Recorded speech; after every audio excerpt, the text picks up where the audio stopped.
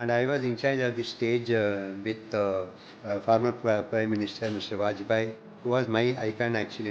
Dream to see him. He was sitting just 20 feet away from me in this stage.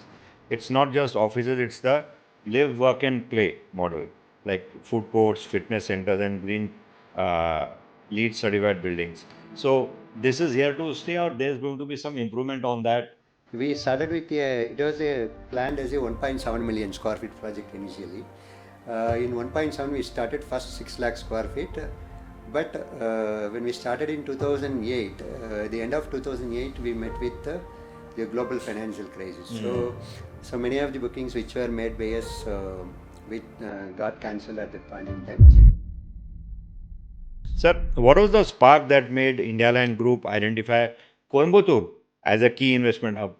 And you have this new developer syndrome. You think like building a Taj Mahal and end up in Las only. Um, That's why I tell if you build Taj Mahal, you get only ticket Tickets. money. You will get profit. Okay. How's the infrastructure synergy in Coimbatore, specifically with the Western Ring Road coming up and airport expansion and the smart city mission happening? The city, which recorded rupees 2003 crore worth of registration revenue in 2025. And to take us around Coimbatore's real estate market, we have Mr. Salai Kumaran, CEO of Indialand Group, which has made about 7 million square feet of commercial real estate around Coimbatore, Chennai, Pune, and Mumbai. And they are just getting started. Let us welcome Mr. Salai Kumaran. Salai sir, welcome to the podcast. It's a pleasure having you today on the TKMP, the Kishen Milaney podcast. Thank you. Yes, sir. Sir, before we go into the Coimbatore and all the big numbers, I always like to start with the person behind the title. Salai sir, tell me, how did you end up leading one of India's most significant commercial real estate developers? Take us through the journey, sir. See, I started my career as a stenographer in a government company. Yeah. And now with my own education and the instinct to improve in my career, I passed some couple of professional courses and moved on to a banking company actually. I joined in Bharat Overseas Bank, which now become Indian Overseas Bank. So in banking, I was in credit department. So I started learning the technicalities of each industry, right from textiles to machineries to real estate constructions and all these things. Whenever some proposal comes for sanction of loan, I first go to the site and learn the things there, how the process is happening and all that. And instantly, when I came out of bank, I had a chance to join Tidal Park Chennai, which was one of the first premier Grade A IT park in India. It was 1 million square feet IT park, which was much bigger at the time in year 2000. This was by the state government. This was by the state government of Tamil Nadu. Okay. So I joined there as a chief financial officer. But though my designation was CFO, I started getting involved in engineering also, started learning the nitty-gritties of electrical engineering, mechanical engineering, civil engineering, and prepared myself to get into the next level actually. So I worked in Tidal Park for 6 years and I got the opportunity to come to Indialand Group in 2005. Okay. That was the changing point for me to get into the leader role as a chief operating officer initially and subsequently as chief executive officer. This is the journey I landed in. Yeah. But then your tenure has been pretty long, even at Indialand, so maybe 2005, 2026. So it's almost about 21 years now. Yes. Almost 21 years I've been in Indialand Group and, taking part in all activities of India. Yeah. Sir, you've spent over 3 decades in this sector. Looking back at your time at Tidal Park in Chennai, compared to your work now with Indialand, how has the definition of grade A spaces changed in India? Yeah. When we did Tidal Park in 2000, the definition of grade A was not there. Only the definition of IT park was there because even IT park was very new to the industry. Yeah. So whatever provided in that time in the big IT parks like Tidal Park or ITPL in Bangalore, or Tech City in Hyderabad. Yeah. These were the three premier IT parks at that point in time. The comprehensive facilities like support services, food court, ATMs, and the shops, and also good centralized air conditioning system, nice lobbies, good atmosphere, all those things. Many of these things were luxury at that point in time, and now it became a necessity actually. Yeah, Okay. true. And when the definition of grade A came into picture, maybe in the mid of 2010, okay. So that time, whatever the luxury which was thought about in year 2000 when the IT parks were formed became a necessity, and now the grade A is now upgrading itself further into green related concepts like you need to provide solar energy, green energy you have to achieve 90%. And there is also carbon neutral, which is being demanded by the companies. So there is a commitment for reduction of carbon and creating the green energy in the consumption, and also the wider employee facilities, like play areas, medical centers, besides the normal facilities like banks and ATMs, and creating a village which provides a comprehensive 24/7 support to the client. So this is the kind of thing which is now required as a grade A facility or a facility. Yeah, and now I'm seeing that in our city in Pune, these facilities are on the increase, and likewise many top tier cities, they are also bringing up more grade A projects. Yes. Particularly Bangalore, Hyderabad, and Chennai, Coimbatore. Yeah. And a lot of secondary cities also now started coming up with grade A facilities. Yeah. The only, and in Pune, we have so many good, ID parks here, which are providing grade A facility. The only difference I saw between what we have in Coimbatore, Tamil Nadu, Bangalore, or Hyderabad, and here is that there we provide a centralized air conditioning system. And in Pune, most of the buildings, they give it as a bare cell instead of warm. Yeah. So the other facilities in grade A are matching. So this is the only thing.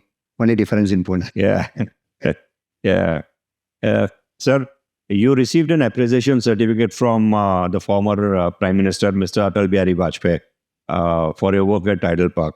This is no small honor. Can you tell us something about it? Yes, sir. It was 4th July 2000 when Tidal Park was inaugurated. And I was in charge of the stage with our former Prime Minister, Mr. Vajpayee, who was my icon actually, dream to see him. He was sitting just, 20 feet away from me in this stage. And we have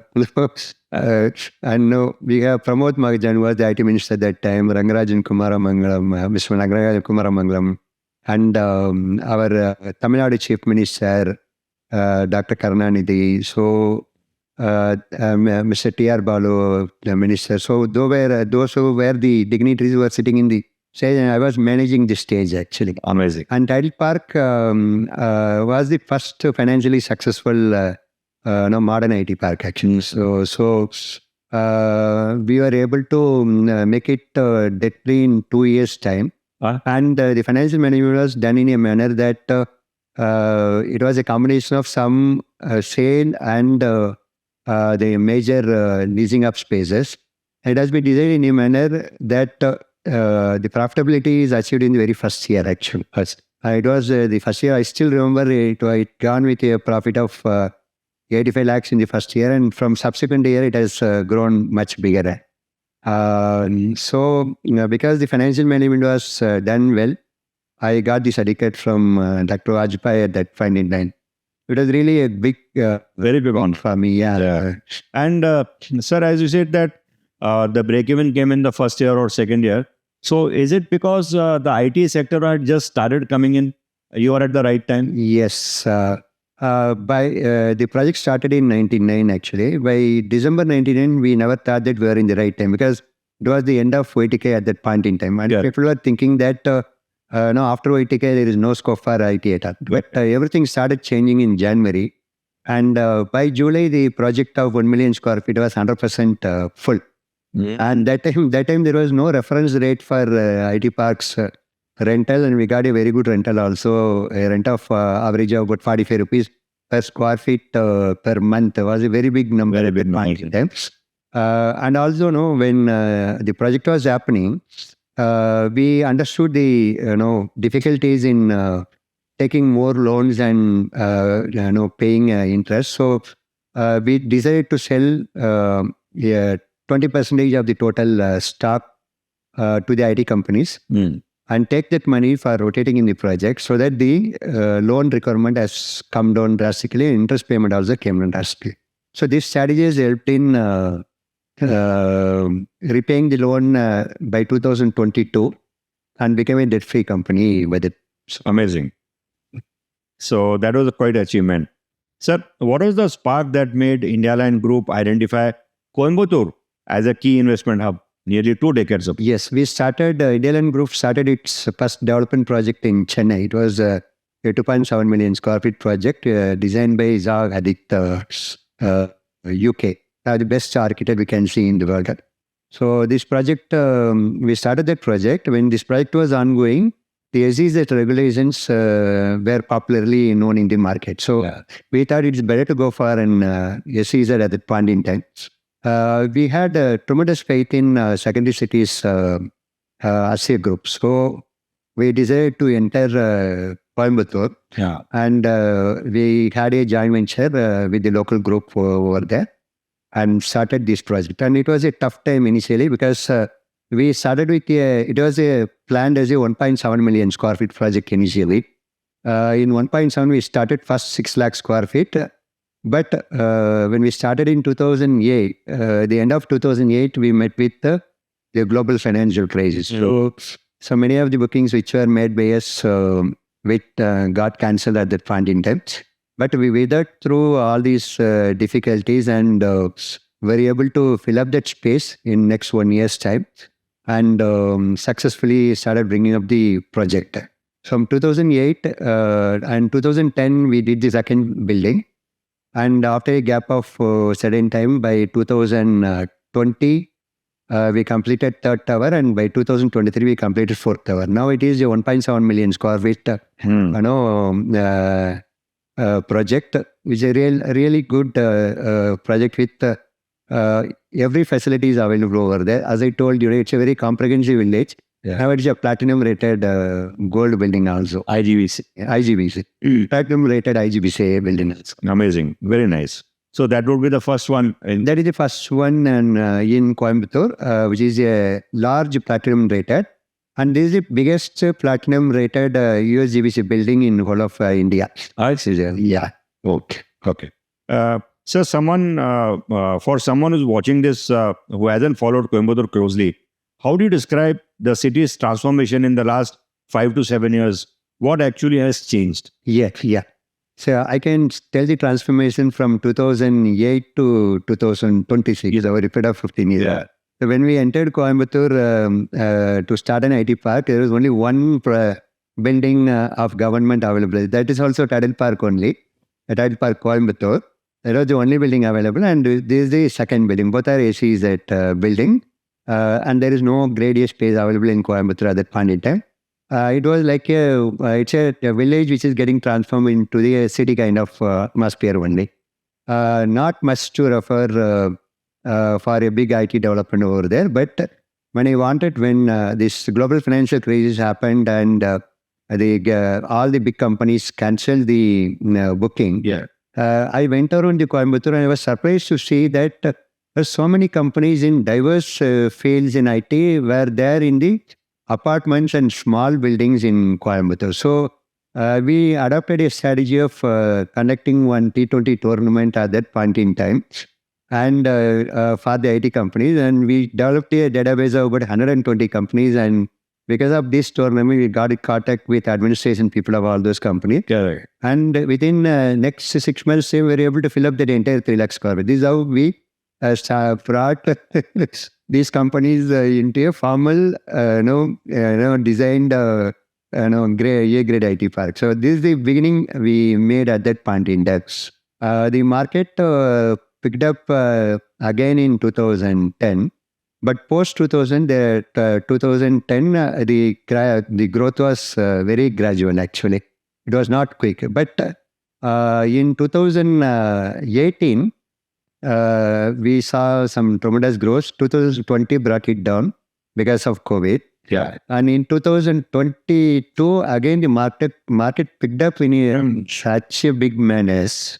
And there are so many companies like, Deloitte, IBM, State Street, Birla Software, you name any, Accenture. So any company you name that is there in Coimbatore. This is how it grown beyond. Today, if you see the total, the IT exports in Coimbatore, ITES, is 15,000 crores today, $1.8 billion of export is happening from Coimbatore. Of that, the area where our Indialand IT Park is there, which is called, which is an SCZ, it is accounting for 45% of the total exports of Coimbatore. Okay. And further expansion is happening in Indialand. Another 8 lakh square feet we are building there, which will be in market by 2027. So that is going to increase the share of this area in the total exports of Coimbatore. It will be more than 50%. It will be more than 50%. Yeah. And sir, how is the infrastructure synergy in Coimbatore, specifically with the Western Ring Road coming up and airport expansion and the smart city mission happening? Yes. These three are very important key infrastructures. See, Western Expressway is officially inaugurated last month. Okay. It's a 44-kilometer stretch from Avinash Road. So that is actually, they're creating a good bypass from city traffic for the industries and IT people and all that. Now the Eastern Expressway is starting. So once Eastern is completed, it will be a ring road. So the Eastern Western will be connected, it will be a ring road. So this will bring the situation in Hyderabad where we have a complete ring road connecting the city, and you can enter city from ring road at any point and by bypassing the traffic. That is going to happen in Coimbatore. And the expansion which is happening in the airport. So now there is a 2,500 crore investment is being made to create a 3,800 meter long long way where big planes can land. So this is happening there. And besides, the existing airport is also being upgraded with new facilities. So that is also happening now. Smart city mission, we are creating parks. 8 big lakes are there in Coimbatore. So all these lakes have been redeveloped, regenerated. And some lakes, even boating is also happening now. Okay. And bridges are being built in all areas where this traffic is high. So that is also happening there. But sir, people still have an idea in their head that Coimbatore is a small city. The big action is in Bangalore, Hyderabad or Pune. So this is a secondary market. Can you explain why Coimbatore is a better market than these cities? Infrastructure is one thing. What else is there in Coimbatore that companies are attracting? Yes, if you see in Coimbatore, almost 125,000 students are passing out every year. Okay. Of that, 35,000 are engineering students and 60,000 are arts and science students. Okay. And medical students, 5,600 people from medical related area stream and all. Yeah. So this, and the quality, there are good quality engineering colleges, they're like PSG. So because of this good quality engineering, Amrita is there. So because of the good quality engineering colleges and the large number of students coming inside, getting graduated from this college. Yeah. So Coimbatore always been the first campus interview place for all the companies in Bangalore, many other companies in Bangalore and Chennai. So it's a natural area, place where the expansion bound to take place. And when the cities like Bangalore and Hyderabad and Chennai getting congested, the natural movement is happening only in Coimbatore. And second thing is, Coimbatore is a real 24/7 city. It is not affected by any flood or any extreme weather conditions. Climatic conditions. So that is one reason why IT companies wanted to come over there and establish their shop. And third thing is a multilingual place. You have Kerala is very nearby, and Karnataka. And there are so many Andhra Telugu speaking people are also there. And because the companies like German company Robert Bosch came into these places, there are many people who is speaking Germany also in Coimbatore. So these are the main reason. More than adding to that, 30% is the cost advantage in companies coming to Coimbatore. So, in terms of rentals, in terms of rentals, in terms of cost of living, and other expenditures. The travel time in Coimbatore from one side to other side is also very less. Okay. And you have a city with a village atmosphere. And now a good climatic condition. Where no climate, I can always compare and tell it is always 2 degrees less than Pune in summer and 2 degrees more than Pune in winter. So, this I have seen by my experience. Yes. And that makes a difference for sure. So, sir, you signed that's Indialand signed an MOU at the Global Investors Meet. How does this partnership with the state government accelerate the development of Saravanampatti IT corridor? Yes. We signed this MOU with the government, and that helped us in facilitating many of the approvals and also so because it's a MOU signed project, this is given attention whenever there is any constraints in getting interact with the government department. So it is made very smooth.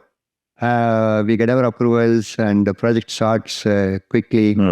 And whatever we signed with them, we also performed by creating our past 2 projects, two towers, and now final tower is also coming up now. So both things. Yes. Okay. Sir, we spoke about the lead gold generation, the platinum IGBC certified. And now you've got 2 tech parks in Saravanampatti. Tell us about the physical scale of what's there today and what's coming in these places. Yes. See, Coimbatore is now picking up. L&T is starting its IT park. The local developers also now started building IT parks now with the great facilities. And Indialand is also going for, it has already started its next project, 8 lakh square feet. So it will become a 2.5 million square feet project once this is completed next year. That's huge. Yeah. And many projects are coming up now, but the demand in Coimbatore is quite big that even these projects are not able to meet the demand, and it is actually reverse spilling over to other places like Bengaluru and Chennai. So it's completely reversed now, because demand is high, but the space availability is very less. So there is a very big scope for development in Coimbatore for many large intra-Indian players to enter into Coimbatore and develop the projects. So when these people develop the space, you feel that the supply will absorb the... Yes. The demand will definitely be absorb the entire supply there. Yeah. Sir, you have global tenants like Bosch and IBM and many more. Then these are long-term and stable occupiers. But for someone thinking about the commercial property investment angle, how does the leasing structure at an IT park like this work? And does it filter down into the investment opportunity for smaller investors? So getting investment opportunity for smaller investors in IT park may be little difficult because of the large floor plate. So, but now the REIT is emerging, and REITs are also SM REITs and REITs are also showing interest in properties in Coimbatore. Coimbatore ID Park. So that will give an opportunity for the small investor to get into investments in Coimbatore. That's very important, because I think that is when the more and more spaces will be filled up by capital, and everybody will have an opportunity to make some money out of that, because maybe a person has an apartment, then he goes on for a private office space, but then this is for large investors. I mean, people upwards of 1 crore or something. But is someone who's got about 10 and 20 lakhs, they can also participate in fraction. Correct. That happens. So REIT route is definitely available, and the REITs are now started showing interest in Coimbatore present. Very nice. That's encouraging. So let's talk about the ecosystem. It's not just offices, it's the live, work and play model, like food courts, fitness centers and green LEED certified buildings. So this is here to stay, or there's going to be some improvement on that going forward? Yeah, this definitely is here to stay. The improvement always takes place in the working atmosphere. Now, collaboration spaces are the more important spaces in interiors. Yes. Now, we are also thinking, the user's angle, how to improve it at every level, not to make it more boring. Change the atmosphere, change the facilities available. Even a small additional improvement which we give, that really creates interest for the people. For example, we just sometimes we provide the carom boards in the common places. Okay, and some chess boards, carom boards, some table tennis in the common places for people to just come, play some two shots and move. Yeah, they are also little relieved out of their. So it's a continual improvement process. Yeah, it cannot be stopped at one point in time, depending on what client requires. We also conduct programs for Christmas, all local festivals. Yeah. I provide some photo booths for people to come and stand and take photos during the festival time. Involve them in some quiz programs, gift programs, and all in during these festival times. So this is like you have to make it like a it's not just a project management or a building management. It's like event management. You have to manage the bench. So, sir, this we saw in Google's office in Hyderabad. We had a visit, and they have got a whole lot of facilities, every damn thing. A person who wants to just get off work for some time, because if it is bored, he absolutely changes his mindset and again goes back to work. So I think this is how slowly. Yeah, and we have fitness center also there. People can break and come to fitness center and go. Yeah. There is a trainer there who can train the people on what they require. So that helps. So let us shift to the real estate market more broadly. For someone sitting in Coimbatore today, or someone considering buying a property in Coimbatore, what is the honest picture? Prices, demand, supply, where does it stand? Yeah. Say the price is still lower than what it can be actually. Okay. I can say you can get an apartment even at 4,500 to 5,000 rupees in just peripheral of the city in Coimbatore. Very nice. Which is very difficult in other cities. Yeah. Now, but the price is really increasing, gradually increasing now. It's a time that people jump in and grab it. Yes. This is the right time. So, like what we saw in Pune, now Pune is on the upswing. So, for a certain time, you had very good prices. Now you have to buy at the market price. So, same thing is happening. As the city grows, as the development grows. Yeah. So more than that, even just peripheral of the city where the metro is also coming. Yeah. The price is now 2,400 square feet of plot is available at 15 lakhs, 20 lakhs. Okay. So, which is very difficult. Absolutely. You can't and also getting a land and building a separate house on our own is a dream. It's going to be a dream in Coimbatore in future. Yeah. So, which is available as of now, it is available. Coimbatore is very famous for plotting actually. Yeah. It's very famous for plotting. And all over the city, many developers are doing plotting.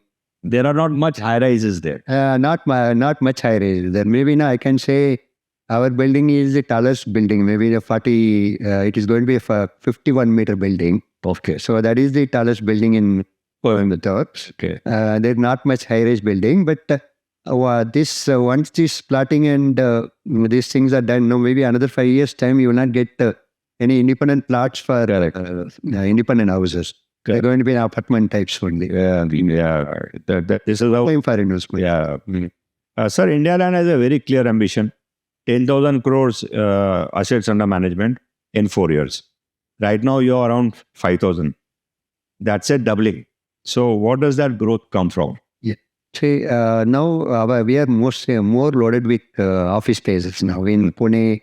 in Coimbatore. And industrial spaces we thought is the best thing, where the turnover is also, timeline is very small.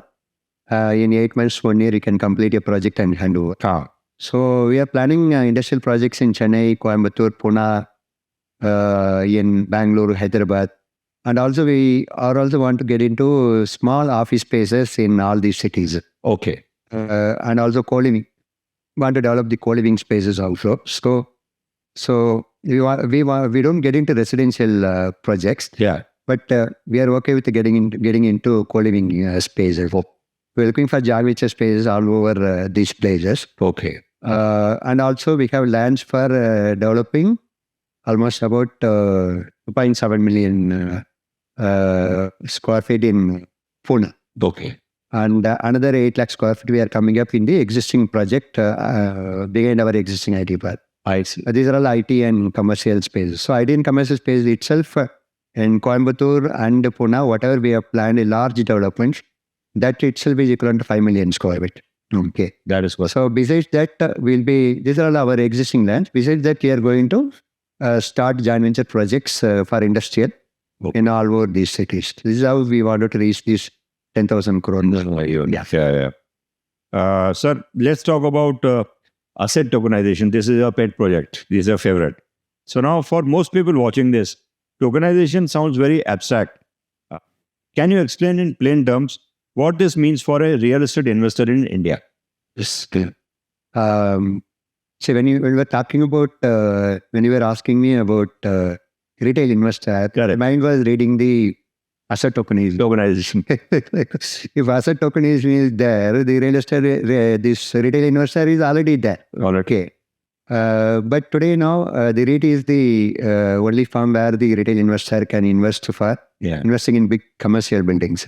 So asset tokenization is the way to go in future, and government is also working on that. In simple terms, a retail investor can buy a 1 square feet space in Coimbatore also, and they can buy 1 square feet space in Mumbai also, in the center of the city. Okay. At a affordable price for maybe in Coimbatore, if he buys 1 square feet space at 10,000 rupees, in Mumbai, you may be buying at 1 lakh rupees. So this is the difference. And it is working on a crypto platform, blockchain platform. And it is, if that is implemented, it's going to create a very big market for India, because India is a big property market, and also India is a big populated market. And so everybody wants to contribute towards have a piece of... Yes. Because people always see real estate investment as a stable and growing investment. So in India, as everyone knows, the real estate is always stable. The fluctuation is very, very limited only. Even if you see in COVID time, the land prices were increasing in COVID times. Though the demand was not there, it was increasing. It increases by time. In India, the real estate price increases by time. It don't decreases by time. So that is a good advantage we got. So everyone want to participate in real estate. And the asset tokenization is the best way for retail investor to get into the real estate. So the asset tokenization also will have to be cleared by the government. Yeah. So today, asset tokenization definitely is not a favored thing in India because of crypto regulations, and we need to create sufficient safeguarding for the anti-money laundering and the terror funding and all that. We have to protect against that if you have to get into the crypto asset tokenization. But government is working on that already. The asset tokenization is getting implemented in our Gujarat gift city. So on a local trial basis, it is getting implemented. So this has to come out and has to be implemented outside the gift city kind of close. So the best thing which I was thinking, and I was even proposing and writing some article on that, is that we have so much of surplus assets in public sector undertakings.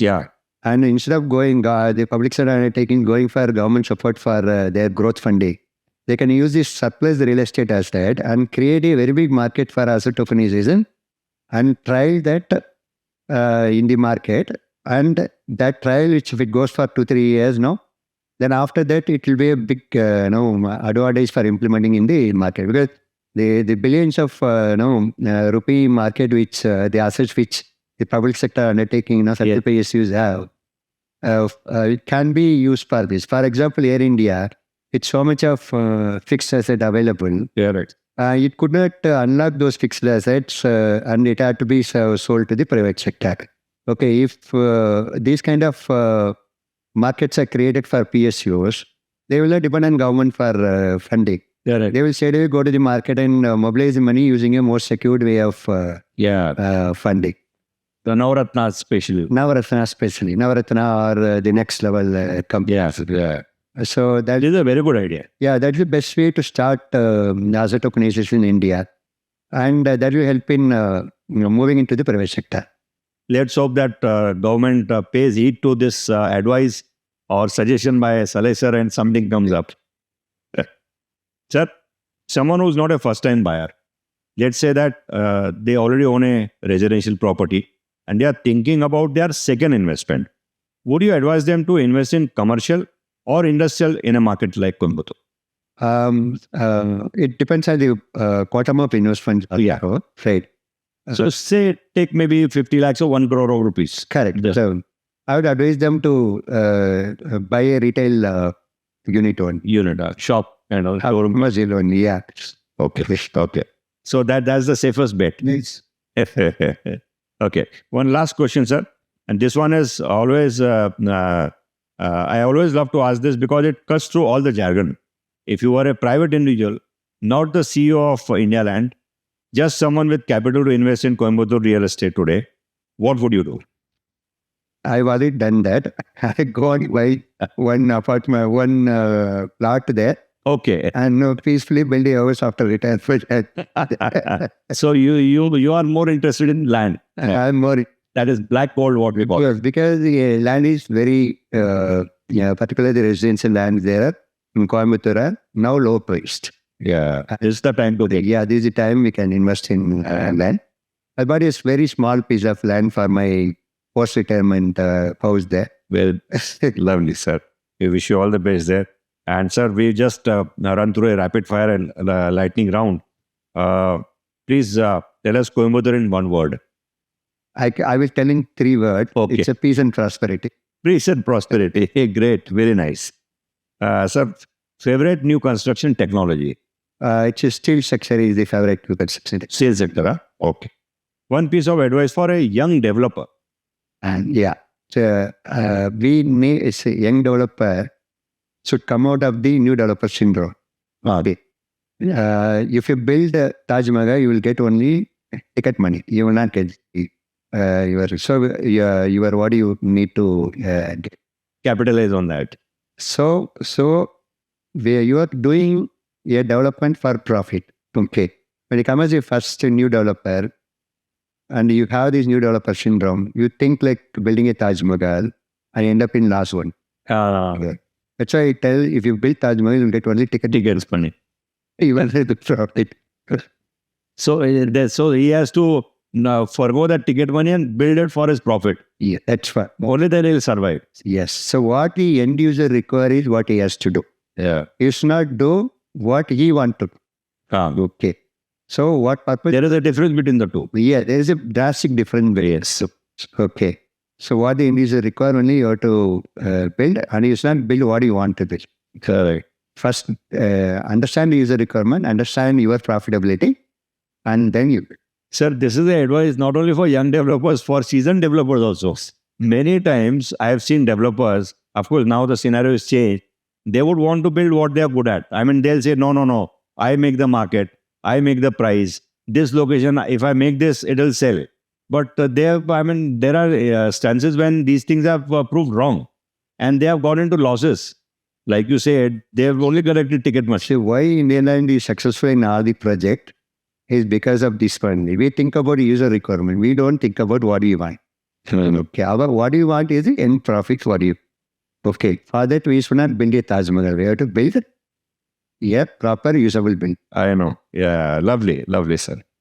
Sir, thank you for showing us that real estate isn't just about bricks and mortar, and it's about building the stage where the next generation of Indian tech will perform. To our listeners, Indialand Tech Park is a testament to what happens when vision meets the right location. To my viewers, so what did you take away from today's conversation? For me, the biggest insight is that smart money doesn't wait for city to be discovered. It builds the infrastructure that makes the discovery inevitable. And that's what Indialand is today doing in Coimbatore. 18 lakh square feet today and 25 lakh square feet tomorrow. MNCs are the tenants already. And if you're watching this and wondering where in Coimbatore deserves a place in your investment thinking, I hope this episode has answered everything about this. Are you already investing in Coimbatore, or is this the first time you're seriously looking at it? Let me know in the comments. I would be interested in understanding your side.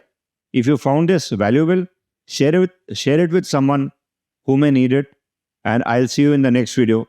Till then, be happy and healthy and take care. Jai Hind. Thank you, sir. Thank you for coming. Thank you. It's a pleasure, Alex. Thank you.